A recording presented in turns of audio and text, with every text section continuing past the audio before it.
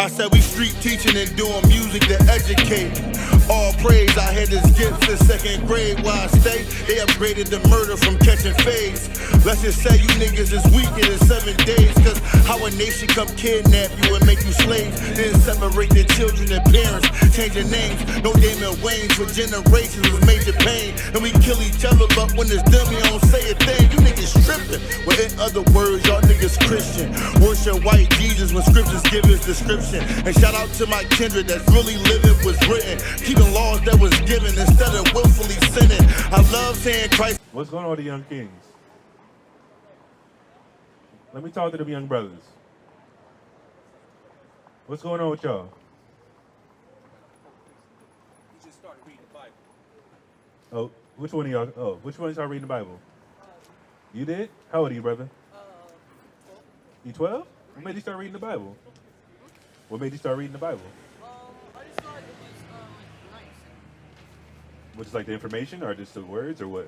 Yeah, I wanted to study it because, like, you know, I saw it on social media and I was like, oh yeah, it seems like a fun thing. And A fun thing? something interesting to study because I have nothing better to do with my time. I guess that's a good thing to read. Because it's about God, though, right? You believe in God? Oh. What's your ethnicity, bro? Ethnicity as in, like, black? Yeah. African. Your dad's black and your grandfather and all that. What about the brother back there? What's going on, bro? He's black too. Oh, okay. You're not interested in God? You're not interested in God? I am. Yeah. I'm talking about. He's interested in Okay, not a problem. So what have you learned so far in your readings? God. I just started recently. Well, How recent? like, A month ago? I'm able to read it every day, but it's just sometimes I forget to. I'm still on John 3:21. You started in John, or where'd you start? I started on John 3:21. Well, I had to start on that one first. You started in the book of John? Yeah. Why is that? I thought that was interesting because my name is John. Oh, your name's cool. There's some powerful information in John. Let's go to John, actually. Give me John 15 and 10. And I want to ask you a question after this. Because you say you're on John what? 3:21. John 3? I think so. So you haven't got to chapter 15 yet, right? Okay, not a problem. Give me this. So John chapter 15 and 10. If you keep my commandments, you shall abide in my love, even as I have kept my Father's commandments and abide in his love. You know who's talking here, John? Is it Jesus? Jesus is talking. And he says, if you keep my commandments, you'll abide in his love. Talking about who? The Father, right? First it said Christ. Oh, sorry. He said, read that again, Salaki. If you keep my commandments, you shall abide in my love, And Jesus Christ's love. Read on. even as I have kept my Father's commandments and abided in his love. Yeah. Keep Jesus Christ's commandments, you'll abide in his love. Keep the commandments, you'll abide in the Father's love. Have you heard that before? I think so. Do you go to church at all? I haven't been in church in like 2 years. Okay, there's no problem with that. Because honestly, if you go to church, there's one or two things that might happen. You're going to get caught up in a place where they're teaching you wrong information about the Bible. And that's not good, because you won't know any better if you don't read for yourself, you know what I mean? There's another thing that might happen. You might go there, experience some things that turn you away from the Bible. And then you stop believing in God, stop believing in the Bible. And that's an issue for the most part. And obviously we don't have any say, so we believe God is the planner of everybody, and he can put you on a path of any way he chooses. But you being a so-called black young king, our people have a connection to God more than anybody else. You know why? Because we're the people of God. Right. Our ancestors wrote this Bible. Have you heard that before? My dad thinks that. Your dad thinks that? What do you mean? As in, he thinks that our ancestors, black ancestors, everybody, that we wrote the Bible. What does he say about himself? Does he say he's an Israelite? Or how does he say he's connected to the Bible in that way? Yeah, me and him don't really talk about the Bible, but he says that we are descendants of God. And we're his children. Okay. Is he a Christian, or does he go to church at all? Okay. I can give you a reference point. Give me that Deuteronomy 28. How well are you familiar with the history of America? Because you're only 12, right? You're a young king. Yeah. But it seems like you're inquisitive. You like learning, right? What about the history of America that you're familiar with the history of black people in America? How far back do you remember what happened to our people? Maybe 1600s. I'm sorry? The 1600s. 1600s. What happened in the 1600s? Slavery. What's your first idea about slavery? What happened with that? How did black people get to America? Boats, right? Do you believe that? Okay. What if I told you that's in the Bible? Have you heard that before? And this is how you prove we're Israelites. Because God has prophets, right? You familiar with prophets? Prophecy? What's a prophecy? That is like kind of like the spirit, right? Or no, is it like, was it, like, what's something about life? But no, it's a future or something, right? Prophecy is saying something before it happens. Yeah, like, Yeah, so it's like a quote-unquote prediction, but God isn't predicting anything. He's setting out the play, you know what I mean? Like a quarterback or a coach. yeah. He's drawing the play, and you're doing it exactly how it's designed because God created everybody, right? Yeah. So God had his prophets prophesy about the Israelites and what's going to happen to them 3,000 years ago. And now you said slavery was in what, 1600s, right? It started in 1600s for the most part. But this was written at least 2,000-3,000 years before that occurred, right? So let's read what happened, and let's see if you identify with this. Go ahead. This is Deuteronomy 28:15. It shall come to pass, if thou wilt not hearken unto the voice of the Lord thy God, to observe and do all his commandments and his statutes what I command you this day, all these curses shall come upon thee and overtake thee. So yeah, this is Israelites in the wilderness after they left Egypt. You remember what happened with Egypt, right? Israelites were in Egypt, and they were in slavery with Egypt. Moses gave the 10 commandments in the wilderness, and then he's given more commandments after that. So Moses is the mediator between God and the Israelites at this time. He's saying, hey, if you don't keep the commandments, God's going to put curses on the Israelites for disobeying, right? Because the first verse we read was what?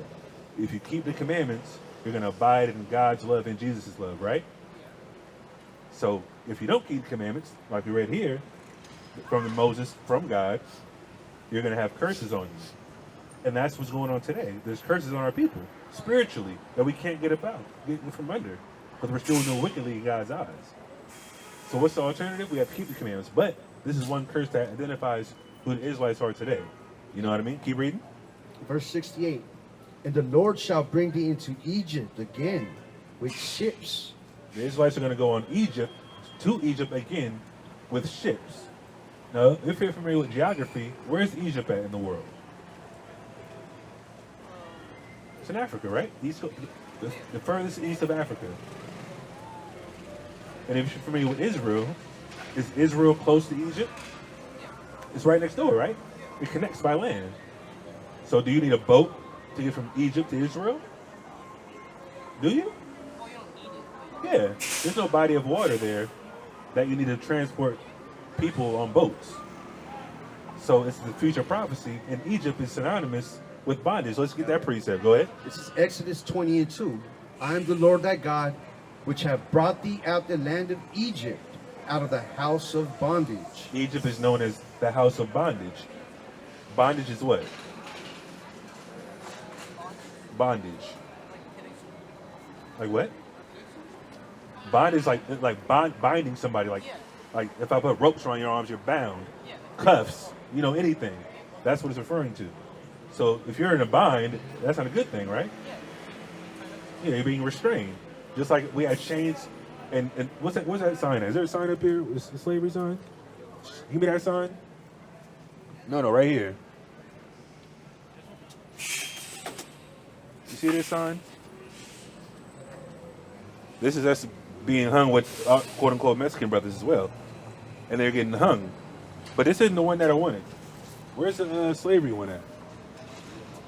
Well, we have that one here. Anyways, there's pictures of our ancestors with yokes of iron around our necks. You familiar with that? You seen that picture before? Yeah. So read that again, Salat. So when we replace that word Egypt with bondage, it's going to make more sense. You know what I mean? Oh yeah, you can show them that. You see that? Take that out. this is what happened. They put it around the neck so they couldn't escape. And that's in the Bible as well. We're going to get that in a second. Now get the iron one. That's what I wanted. Y'all from San Francisco? I'm from Pittsburgh. Pittsburgh? Or no, Sacramento. Oh, you from Sacramento? So am I. That's crazy. See what I mean? So just by chance, if the slaves would run away, those iron rods would get caught in the trees so they couldn't run anymore. You know what I mean? So we're going to read that part after this. But read that part again, I want it. Go ahead. Verse 68, and the Lord shall bring thee into Egypt again with ships. So the Lord's going to bring the Israelites into bondage again with ships. Now, we believe slavery happened, right? And they came over here on ships in slavery. Slavery is a form of bondage, right? So this is written in the Bible. Now, let's get more specifics in the same verse. Read. By the way whereof I spake unto thee, thou shalt see it no more again. Read on. And there ye shall be sold unto your enemies for bondmen and bondwomen, and no man shall buy you. So you're going to go on slavery on ships. After you get there, you're going to be sold to your enemies. Yeah. Did that happen in real life? Who's the enemies here? White people. Are they still the enemies today? Some of them? It's good you recognize that. 'Cause a lot of people be afraid to say that. Because they're the ones that make all the rules here. They're the ones that shake things and make things move, right? And, you know, those guys right there, you see the PD? They have pretty much free range to kill us and get a free vacation, right? Even right now. And there's a statistic that one of my elders always brings up. A black man gets killed every 28 hours by the police in America. They don't report on all the deaths, but it does happen. And that's a lot. That's one per day, pretty much. That's crazy. You know what I mean? Now, obviously, we can't blame them for everything, because we do have our own circumstances and things we have to work out amongst each other. But the main objective of this particular verse is telling you, and that's your brother or your friend, your cousin, that we're the Israelites of the Bible.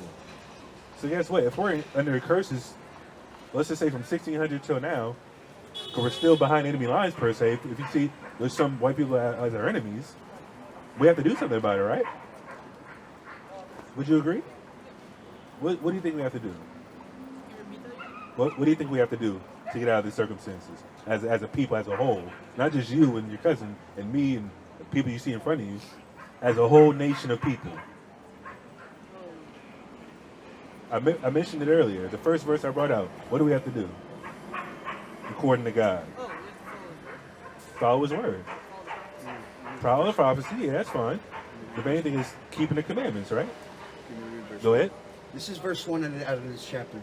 And it shall come to pass, if thou hearken diligently unto the voice of the Lord thy God, and observe and do all His commandments which I command you this day, that the Lord thy God will set thee on high above all the nations of the earth. God said, if the Israelites keep the commandments, we're going to be set on high. We're going to be above all other nations. Not necessarily as far as it's ruling them with rigor, but we're having our own autonomy. We're having our own nation. We'll be in rulership because we're God's people, and God's people are supposed to be exalted per se, right? If you're a king, you're not beneath anybody else, right? So we're kings according to God. Exactly. So there's a disconnect in today's time because we go to the Christian church, and you say you don't go to church, your dad doesn't go to church, which is great. It's not a problem. Especially if he believes with the people of the book, but I'm not sure in what aspect. But we're telling our people, especially young people like yourself, young princes like yourself, that we have to have the mindset to follow God rather than the world. Because the world's going to steer you away from God. They're going to tell you it's okay to sleep with 1 million women and just leave them out to dry. They're going to tell you to smoke dope and gang bang and all that type of stuff, thinking it's cool. It's not. It's not cool anymore. And you have a little wisdom on your shoulders, like for a young guy. This is positive, you know what I mean? And you like say you've learned a little bit of the rationale and what's going on in America. So give me Deuteronomy 4 real quick. You got somewhere to be? Yeah, my friend has to go home. Yeah, I'm gonna read you one last verse, and I'll let y'all brothers go. Yeah, 4 and 6, 4 and 5. Start at 5. Give me that. Deuteronomy 4 and 5. Behold, I have taught you statutes and judgments, even as the Lord my God commanded me, Uh-huh. that ye shall do so in the land whither ye should go to possess it. Read. Keep therefore and do them, for this is your wisdom and your understanding in the sight of the nations. Wherever we go, we're supposed to keep the commandments of God, and other nations are going to be, hey, like, wait, these people have wisdom. God gave them perfect wisdom according to the laws of God. Read. Which shall hear all these statutes and say, Uh-huh. surely this great nation is a wise and understanding people. Uh-huh. For what nation is there so great, Read. who hath God so nigh unto them, Uh-huh. as the Lord our God is in all things that we call upon him for? Go ahead. And what nation is there so great, that have statutes and judgments so righteous, So what? so righteous, So righteous. Read. as all this law, Uh-huh. which I set before you this day? Only take heed to thyself, and keep thy soul diligently, lest thou forget the things which thine eyes have seen, Uh-huh. and lest they depart from thy heart all the days of thy life, but teach them to thy sons and thy sons' sons, Go. Yes. especially the day that thou stoodest before the Lord thy God in Horeb, when the Lord said unto me, gather me the people together. That's all I wanted. That's all I wanted. The more of that context is what? If we keep these laws of God as a collective, other nations are gonna look at us like, man, like those people are wise and understanding people. Those are righteous people. But guess what? What are we known for in America? Killing each other, Yeah, crime. madness. It's not all of us, but that's what we're known for. You listen to rap, obviously, it's not necessarily a bad thing, but they're influencing young people like yourself to go a certain direction. They got diamonds and nice cars and chains and girls, and oh man, I gotta do that to be popular. You know. Wisdom is more precious than jewels. That's what it says in the Bible as well. The information is gonna get you further. Not what you do physically, not going against the grain, against God per se. You know what I mean? So that's our message to you, young brother. Our message to you and your cousin, get right with God. Period. And like you said, you're studying on your own, and that's what part of the context said. Being diligent so you don't forget it as you get older. You know what I mean? So you studying on yourself is perfect timing, you know what I mean? That you came up here and found this. And it's great that you're seeking this out so young, man. A lot of our young brothers are not doing that, man. Right? They're taking heed unto these false, not even unto these bad examples that this kingdom sets up for our people to fail. You know what I'm saying? And it's good that you're seeking, you know what I mean, in the word of the Lord. You know what I mean? And yeah, being influenced in the proper fashion, and that's the Spirit of God on you. You know what I mean? Everybody talking about the Holy Spirit. The Holy Spirit brought you up here today for the most part, and obviously it's going to propel you in the future. And like I said, hopefully you don't fall off that path. You know what I mean? You have any other questions, brother, before you go? That's about it. Like I said, bro, like you got enough information as a young king. Don't stop, brother. Like I said, don't let nobody push you away from God and the Bible. You know what I mean? So keep pursuing God. Keep reading the Bible for yourself. If you have any questions, you got a flyer, right? You be on YouTube, I'm sure. So yeah, go on YouTube. There's a channel on there for this information. Any questions you have, any subjects you want to touch on, all that's online. We're out here every Saturday. You say you're from Sacramento? Yeah, I'm from Sacramento. We'll be out here every now and then, but most of the time we out here every Saturday. But either way, appreciate your time, bro. Y'all be safe, man. Have a good day. Yes, sir. All praise to the Most High. What's up? you're out of range. That's what it might be. That's all good. Give me let me get something else. Young brother, like. Yeah, that was powerful. That was powerful. He had a little chariot on the back of his beanie. Oh, did he? Yeah. That's to the spirit. It was beaming up a little human. Oh, we should. That's to the spirit. I didn't see that. It was Stitch. That's crazy. That's to the spirit, though. Crazy. That's to the spirit. See, man, that's the motivation we need to see. So Rock 7 and 23. 6 and 18 is 7 and 23. But you can read down in Sirach 6 for the next few verses. Go ahead. Okay, Sirach 6 and 18. My son, gather instruction from thy youth up. Yeah, he's gathering instructions from his youth up. I don't know, like I said, his father is a Christian or, he doesn't go to church, but I would assume he has a little bit of that sprinkled in the information that he's teaching his son, but at least his son's doing this on his own. You know what I mean? You don't hear that a lot from 12-year-olds. We've seen a couple 12-year-olds up here, 12, 13, 14, 15, you know what I mean, that are interested, but obviously they're at an age where they're easily influenced and they can sway either way, you know what I mean? But he took it upon himself to read the Bible a month ago. He introduced it to us today, and like I said, hopefully he got a kickstart to dive deeper, you know what I mean, and stay on that path. But keep reading. Gather instruction from thy youth up, so shalt thou find wisdom till thine old age. Yeah, that you're going to find wisdom in your own age because you're getting wisdom that's instilled in you right now as a 12-year-old young man. You know what I mean? Go ahead. Come unto her as one that ploweth and soweth, Read. and wait for her good fruits. Yeah, so I mean, what, you got to work to get the information. You got to work to plot. Like when you plant seeds, it's not going to sprout in 10 days. It's not going to sprout in 3 months, depending on what type of plant you're sprouting. We always bring up the fact that it takes a pineapple, like 3 years to sprout. Avocado takes like 4 years. You know what I mean? Those are popular items in America. You know what I mean? Imagine having to wait 2 years just to see one pineapple pop up on your land. You lose your mind. You die of hunger if you don't do something else. That's why I got to plant tomatoes over here, plant cucumbers, plant anything else. And then as you go, the time's going to pass, and you're going to see the fruit after. You know what I mean? After you put in the work. And that's the same thing that goes to wisdom. Once you start studying, you're going to start leveling up, and Most High is going to start delivering information to you slowly but surely, and you're going to increase in knowledge. And then ultimately, you're going to be like, man, I need to upgrade and start studying something else. Then you start going into the timelines and, the textual criticism and other historical aspects of the Bible, the church fathers and things like that. That's when you start elevating your information, because everybody thinks, oh, I just got to read the Bible. Like, no, you got to read everything. You got to read history books. You got to read history on all the indigenous, the quote-unquote West Africans, all that type of stuff, you know what I mean? All that stuff is all laid out for us. You know what I mean? What's going on with the brother? What's going on? How you doing, sir? You got any questions, bro, about the information? I did have a question. What's going on? So I've been to jail a couple times. Uh-huh. And I've prayed when I needed it. Uh-huh.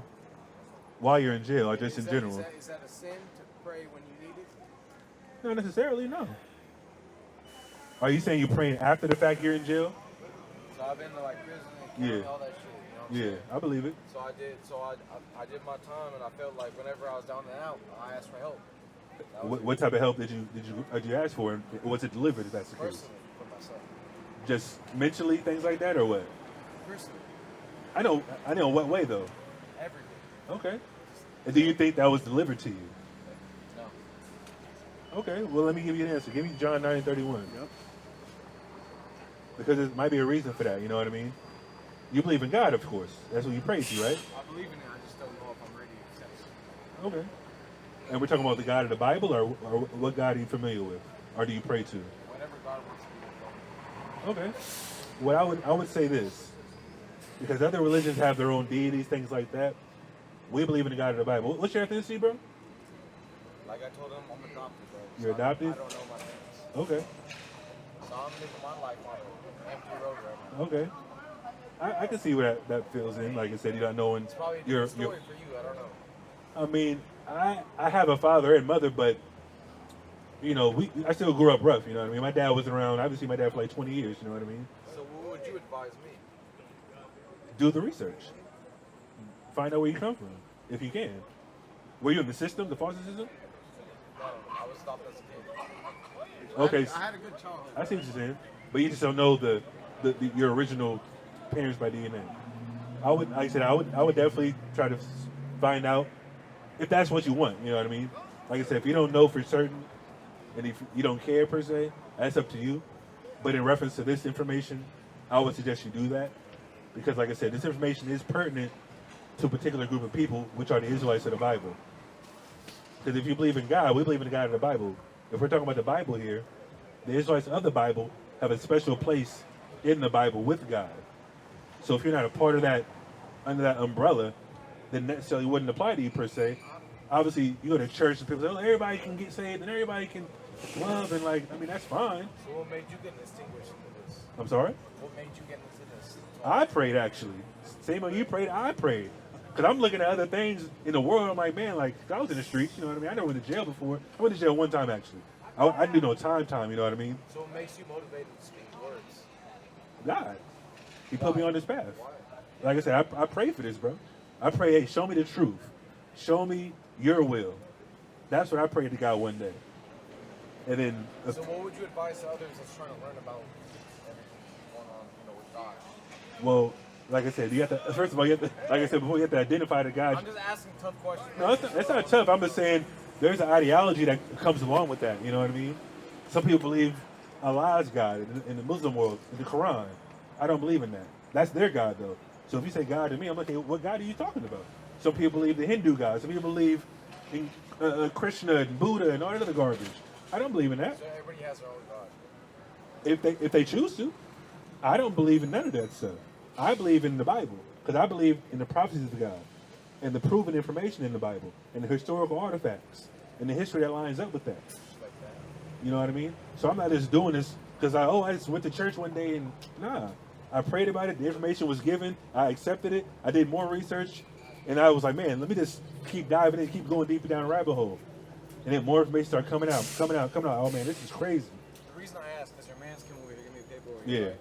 And I was intrigued. And I'm hearing you speak, and it got me a little bit motivated. So I want to hear what you were talking about. Absolutely, not a problem. I'm going to answer that question real quick though, because you're saying you had a prayer, and you say it might not have been answered. So here's the thing: I didn't say those words. I said. Well, I'm just saying. I asked you were. Do you think they were answered? Do you think your prayer was answered? You said no. No, I said.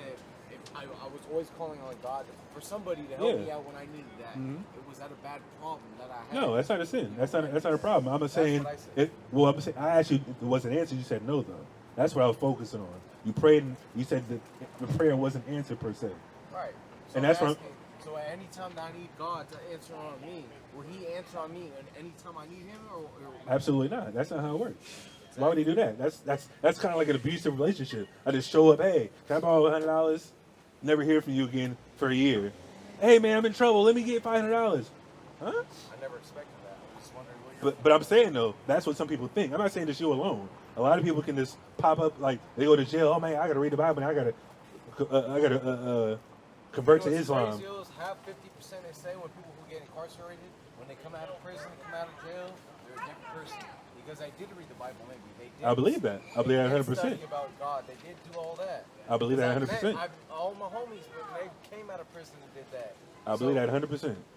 I'm just saying there's a difference between people that are doing it sincerely and people that are just doing it because they're in a circumstance.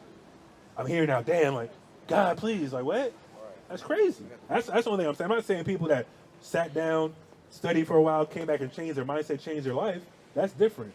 You're doing it all of a sudden, like, let me just pray real quick, and then you don't have an idea who you're praying to. That's different as well. Like, imagine you praying this to anybody. So what would you recommend for a man in my situation? Let me get the first question. I'm gonna answer the other one. Read. This is John 9:31. Now we know that God hears not sinners. God doesn't hear sinners. A sin, like you said earlier, you think you praying to God is a sin. No, it's not a sin. Sin is breaking God's laws. And if you're an Israelite for breaking God's laws, he doesn't have an obligation to answer your prayers. Read. But if any man be a worshiper of God and doth his will, him he heareth. God hears people that do the will of God. And more than likely, if you're an Israelite, either way, Israelites do both. Hey, it is what it is. He wasn't serious.